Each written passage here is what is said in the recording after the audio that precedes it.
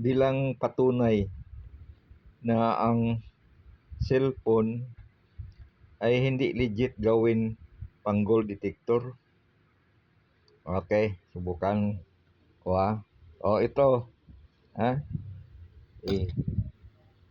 Ito, screwdriver. Oh, 'di ba? Dahil conductor ito metal. Hmm? Talagang gagalaw siya. Kikilos talaga Yan. Ito naman. Ito naman. Phillips screw ito. Oh. Yan. Gagalaw pa rin. Dahil conductor ito Conductor ito Conductor ito Ito, parang ano ito? Parang silver, no? Baka tunay ito silver, hindi ko lang alam. Yan. Ito naman, parang ano ito, white gold. Ano lang siguro ito, plated lang siguro.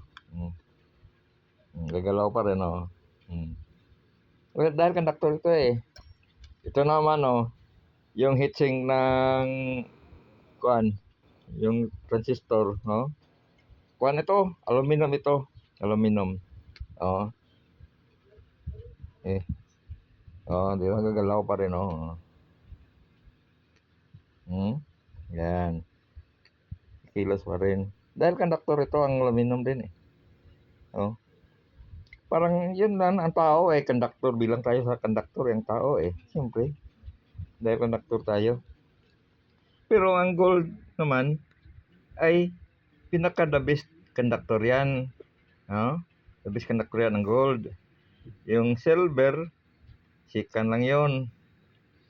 Yung copper, talagang conductor yan.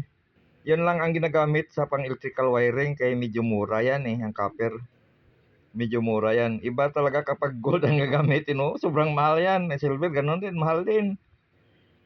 Yang ginagamit talaga noon, copper lang ang ginagamit sa mga electric wiring. Ngayon, pati aluminum, kay mas mura, yan naman ang ginagamit ngayon. Okay, salamat.